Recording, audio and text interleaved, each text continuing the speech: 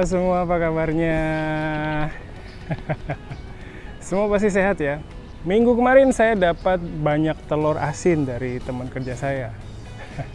Teman kerja saya ini asalnya dari Purwokerto. Nah, makanan khas Purwokerto itu banyak. Nah, salah satunya adalah telur asin ini. Kalau saya sih udah nggak bisa makan telur asin, soalnya bisa naikin tekanan darah.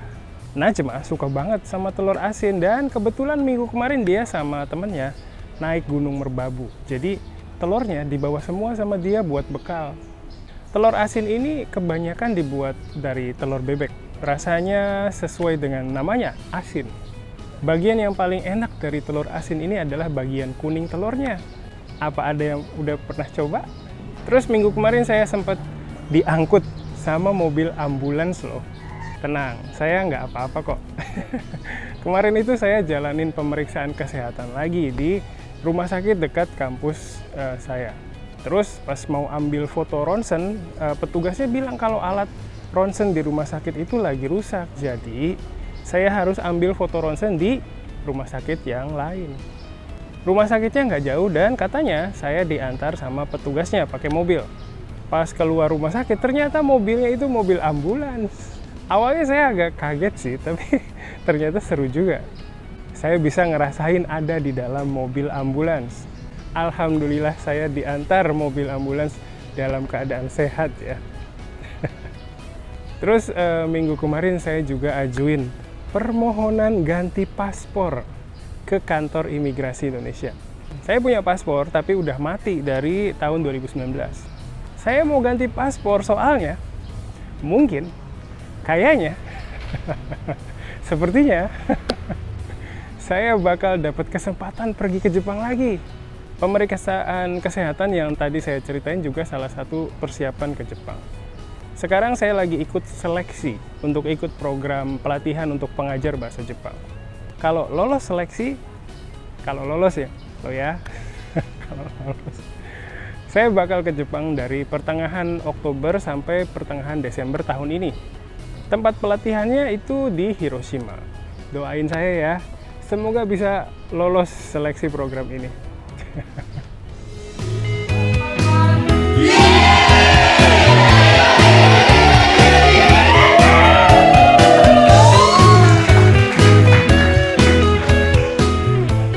Oke. Sip, itu tadi cerita keseharian saya. Makasih untuk kalian yang udah nonton video Japanesia minggu kemarin dan kasih komentar atau pertanyaan. Semoga videonya bermanfaat ya. Kalau ada hal yang kalian harap bisa dibahas di video kami, kasih tahu aja lewat kolom komentar. Kemarin sebenarnya ada masalah di rumah saya. Masalahnya itu adalah pompa air di rumah saya bocor. Pompa air itu ada dua bagian, ada bagian mesin dan bagian tangki airnya. Nah, tangki airnya ini bocor, jadi kalau lagi buka keran air, daerah di sekitar pompa air jadi becek dan saya harus siaga di situ untuk bersihin air bocorannya.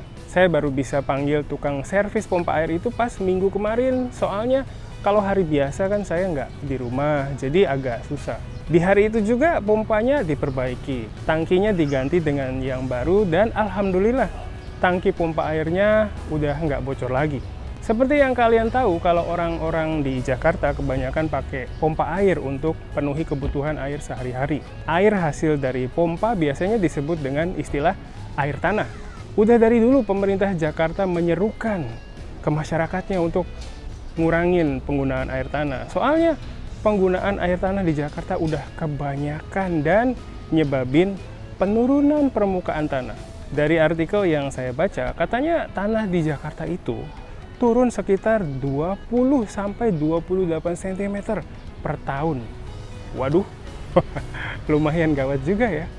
Dari 5 atau 6 bulan yang lalu, sebenarnya ada sebagian daerah di Jakarta Utara yang kerendam air laut loh. Istilah untuk banjir kayak gini namanya banjir rob. Katanya penurunan permukaan tanah yang paling parah itu ada di daerah Jakarta Utara. Dulu kan saya pernah main ke daerah Marunda ya. Nah, di pantainya itu udah ada tanggul yang tinggi banget. Kalau di daerah Jakarta Utara ada banjir rob, berarti tinggi air lautnya udah ngelebihin tanggul itu dong. Nah, katanya salah satu sebab penurunan permukaan tanah adalah penggunaan air tanah yang berlebihan. Istilah kerennya eksploitasi air tanah ya. Pemerintah Jakarta udah buat sosialisasi ke warganya untuk kurangin penggunaan air tanah. Tapi mereka kayaknya belum sediain solusi untuk masalah kebutuhan air ya. Sebelum mereka bilang, ayo kurangi penggunaan air tanah, kan sebaiknya mereka sediain dulu sumber air alternatif ya. Selama ini warga Jakarta nggak punya pilihan sumber air. Pilihan sumber airnya cuma dua. Pertama, air dari PAM atau perusahaan air minum. Dan yang kedua adalah air dari tanah. PAM adalah perusahaan air yang dikelola negara. Mungkin kalau di Tokyo sama dengan Suidokyoku, mereka seharusnya bisa sediain air untuk warga Jakarta, tapi kayaknya mereka belum punya kemampuan itu. Air yang disediain sama PAM itu biasa disebut dengan istilah air baku. Kalau semua orang bisa akses ke air baku ini, kayaknya masalah air di Jakarta bisa selesai. Nah, masalahnya aksesnya juga terbatas.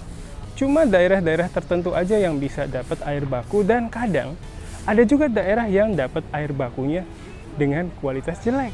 Kalau kalian jalan-jalan di daerah Jabodetabek kan pasti bisa lihat ada proyek perbaikan jalan, pembangunan jalur MRT, pembangunan gedung, dan proyek pembangunan lainnya. Nah, air yang dipakai untuk proyek-proyek itu kan rata-rata dari air tanah. Belum lagi kebutuhan air di gedung-gedung besar di Jakarta. Nggak mungkin semua kebutuhan air itu bisa dipenuhi sama PAM. Pasti mereka sedot air dari dalam tanah juga. Belum lagi pabrik-pabrik yang ada di sekitar Jabodetabek. Wah, masalah air ini lumayan serius juga nih. Katanya sih lagi ada proyek penyediaan air baku yang lagi berjalan. Tapi kayaknya belum selesai ya. Air tanah ini kebanyakan dipakai untuk kebutuhan sehari-hari kayak mandi, cuci baju, cuci piring, dan lain-lain. Sedikit banget orang yang pakai air tanah untuk air minum. Saya sempat buat survei ke mahasiswa tentang penggunaan air tanah. Hampir 98% mahasiswa jawab kalau mereka nggak pakai air tanah untuk air minum. Rata-rata buat air minum, mereka semua beli. Saya juga begitu. Katanya, インドネシア語を学ぶ最高の環境がここにある。ジャパネシアライブカレッジ。ジャパネシアライブカレッジはいつでもどこでも、そしてどんなレベルでもインドネシア語が学べるオンライン学習プラットフォーム。ライブ授業、自分のレベル、学びたい内容に沿った講師の授業に参加し放題。入門者から上級者まで、翻訳授業からフリートークまで様々な授業が揃ってる。ライブ授業に参加できなくても後から動画がいつでも見返せます。